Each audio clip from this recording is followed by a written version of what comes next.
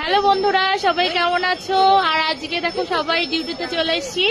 আর এই যে আমার সোনা পাখি, আজ 4 বছর পরে একসঙ্গে আমরা ডিউটি করছি।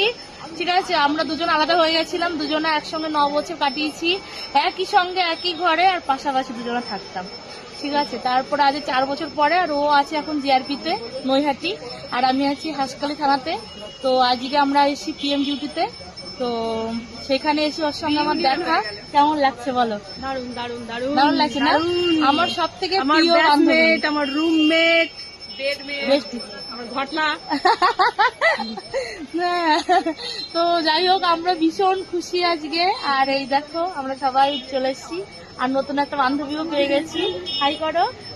ঠিক আছে, হ্যাঁ যাবো। মুখটা দেখা যাচ্ছে না। এই দেখো আমরা তিনজনে কেমন লাগছে আমাদেরকে সবাই বলবে। ঠিক আছে, আমাকে মনে সব থেকে বেশি সুন্দর লাগছে, তাই না? ঠিক আছে, টাটা, সবাই ভালো থেকো, টাটা।